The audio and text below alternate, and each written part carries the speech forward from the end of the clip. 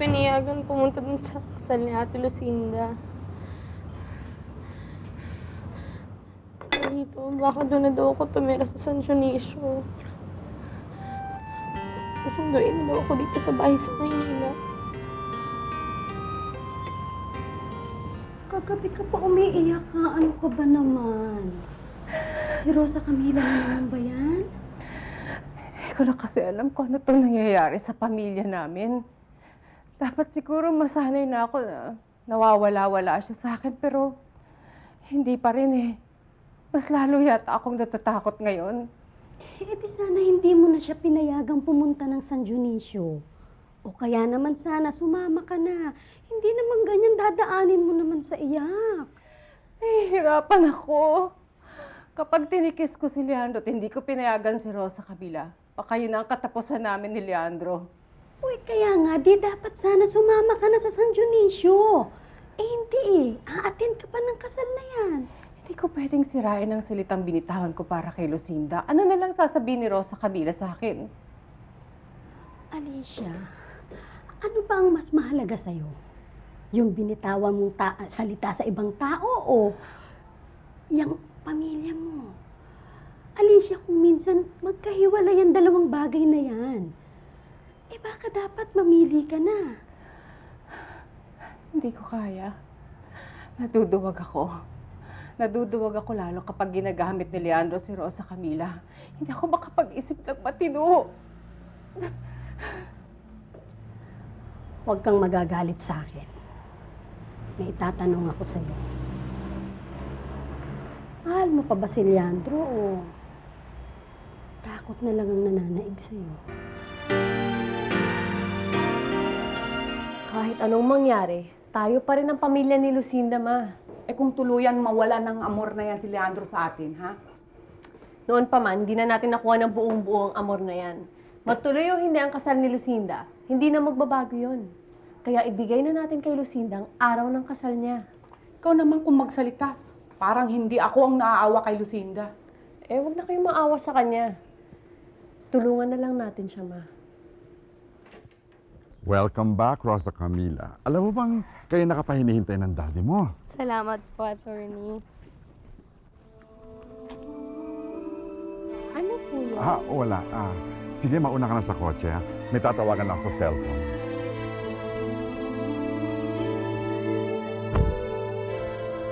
Hello? Yes, Attorney Asturias? Yes, Ernestina. Guess kung sinong nakita ko nagtatago dito sa San Dionisio. Si Panfilo. Baka dyan siya pinapatago ni Yeah. Amanda. Akala ko ba, tinatago siya ni Yabes for custody. Ang liit talaga ng mundo. Aha. Maraming salamat, Attorney. Okay, fine. This is one time na kailangan kitang pigilan, Carlito. Ano pang gagawin mo sa San Dionisio? Paano kung mapahama ka doon? Pero si Rosa Camila, Pwede ka naman mag-text. Pwede kang tumawag. Siguro naman hindi naman pa habang buhay titirit siya doon. eh paano kung ganun nga yung mangyari? All the better para sa pamilya natin. Besides, you have a visitor na nakalimutan mo na, si PB. Huwag tayong gumaya sa pamilya Montemayor na watak-watak. Kailangan kita bilang nag-iisa kong anak. Lalong na sa darating na hearing, laban sa akin. Ikaw ang tagapagmana ng apelyidong Valiente. Kaya ngayon pa lamang kailangan malaman mo na. Nauna sa lahat, pamilya at prinsipyo, bagong lahat. You're right, Dad. I'm sorry.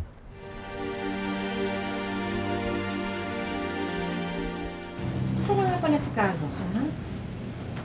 Ayun. Namumroblema pa rin dun sa sexual harassment na sinampa sa kanya. Pero hindi ka naman naniniwala dun, di ba? Huwag ka na mag-explain sa akin. Alam ko naman walang kasalanan si Carlos. Yan ba yung utos din ni Leandro? Hindi Wala nang mangyayaring masama sa ama mo ngayon, Dindo. Paano naman tayo nakakasiguro? Dahil protektado ko na siya ngayon. Eh, pwede ko na ho ba siya matawagan? Kahit anong oras dahil magkakasama na kayo ulit. Aba, maganda yan, ah. Para sa ating lahat, pero hindi sa Ate Ernestina at Kuya Alberto.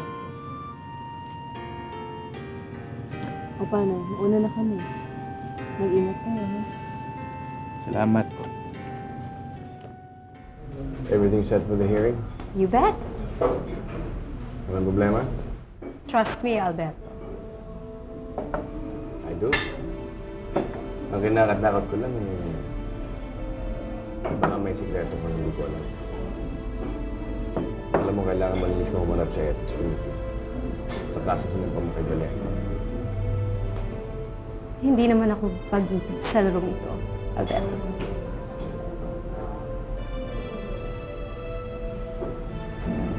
So you make a quick exit under the press. Baka mamaya ano pa isip mo.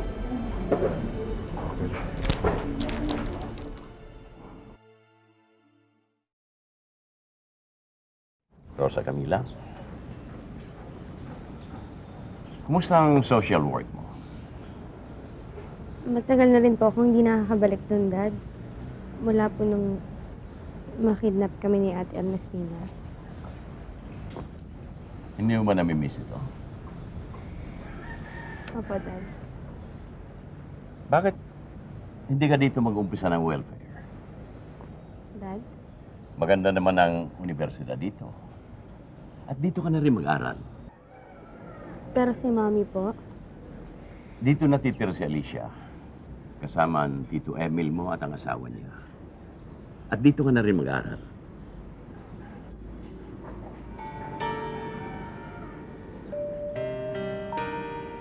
Bakit, Rosa Camila? Dahil ba sa hindi mo makalimutan ang anak ni Valiente? hindi naman po sa ganun, Dad. Hindi ka naman dati ganyan. Dati hindi ka nagsisinungaling sa akin. Intindihin mo ang kalagayan ko. Masaya nga kayo ng anak ni Valiente. Pero ang daddy mo naman ay didigisa sa kongreso ng ama ni Carlito. Gusto mo ba yun? Isang pagkakataon na lang, Rosa Camila. Pag hindi mo sinunod ang utos ko, matutulad ka sa Ate Lucina mo. Hinalikuran ko na.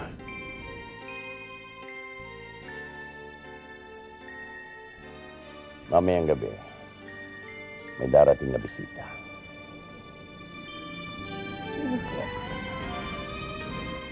Somebody you know very well.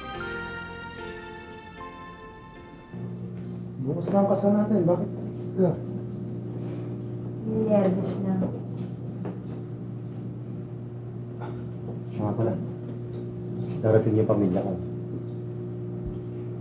Buti ka pa kompleto pamilya mo. Ikaw na naman ang hindi nag-invite sa pamilya mo eh.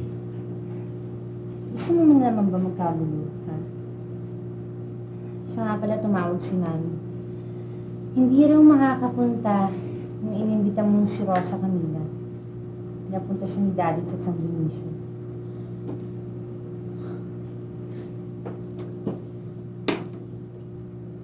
Pamilya mo yun. Kahit di siya dumating. Huwag niya ito.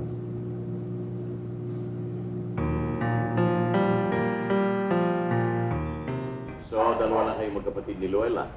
That's right po, Governor. Oh, here she is.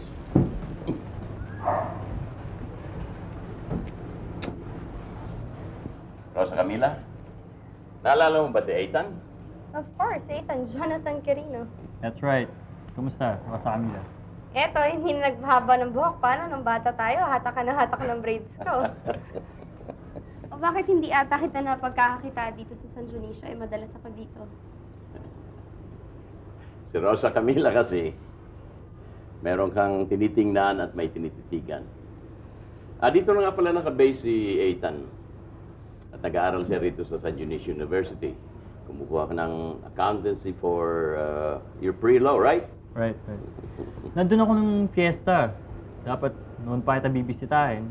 Kaso na-aksidente ka. Tapos dumiretso ka ng Maynila. If you'll excuse me.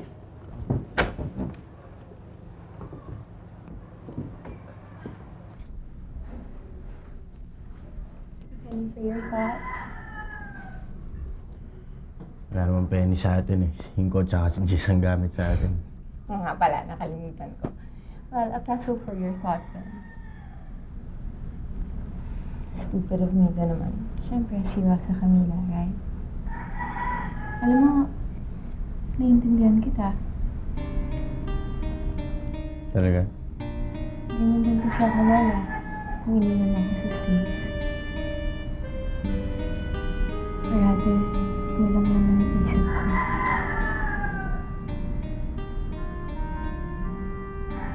Sorry.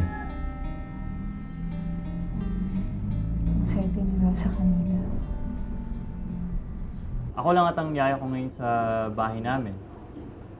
Buhat ng mamatay si Mami, si Daddy at si Ate Luella, weekends lang lumuluwas from Manila. Naalala ko nga nun, tuwing magsusumbong ako kay Mami, nagtatago ka sa likod ni Tita.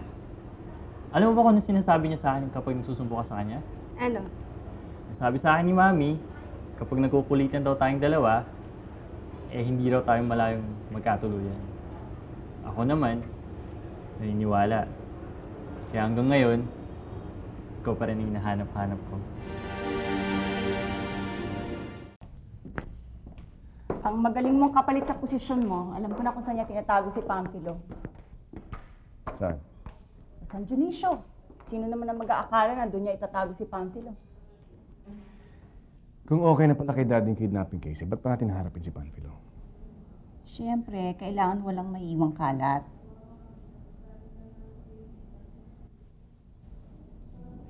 Sige, mauna ka na sa San Dionisio. Meron na akong asikasuhin dito. Like? Thanks. Sino yung kausap mo? Si Kuya Bal. Sinisigurado ko lang na makakarating sila. Sige Kuya. Kita na tayo bukas. May problema ba? Wala. Alam mo, matulog ka na. Ilang oras na ng kasal na natin. Baka hindi pa matuloy to. Wala na makakapigil sa atin, Lucinda.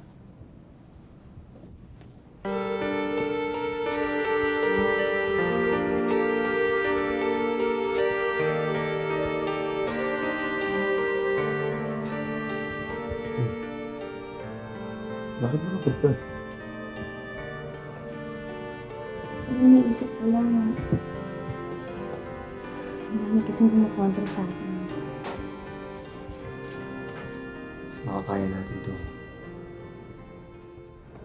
Oh, you look so beautiful. Lucinda, itong unang ibinigay sa akin ni Leandro. Binigay niya sa akin ito nung lumalaban pa ako ng Miss San Dionisio. Sinabi niya sa akin, dito daw ako magkasal at sweswertehin ako. I want you to have it. Sweswertehin ka rin. Thank you.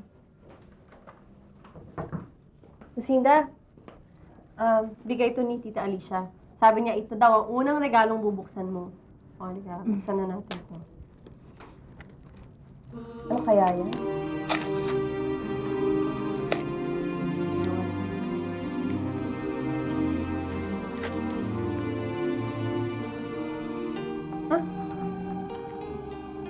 Maligayang araw ng kasal sa iyo, Lucinda. Ito ang unang regalo sa akin ni Leandro na ama mo noong una kaming magkita.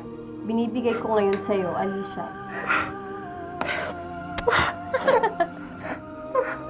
Mami, sa simbahan ka na umiyak.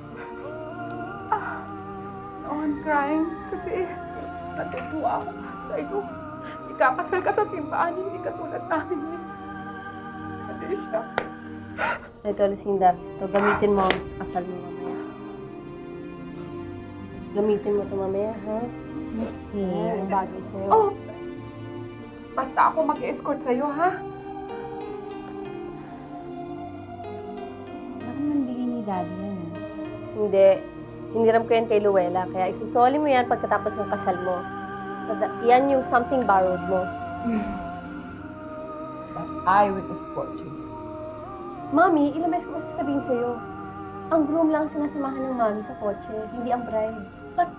Wala naman siyang daddy, kaya ako na lang magre-replace sa kanya. Bakit kasi kailangan mo yung pakasal na to? Gusto ko na rin, kuya. Bakit? Mahal mo ng kaaway. Gusto, huwag mo kakalimutan na din mo sa ating kayo pa ng mga tumiyo na. Hindi ko naman nakakalimutan, kuya. Pero kailangan gawin ko to. Nakakaya kay Lucinda. Oh, bakit isang bote lang yan? May kasalan sa Montemayor, no? Baka akalain lang, hindi ako nakikisaya. Kumuha ka pa. Maglabas ka pa ng alak. Sige po.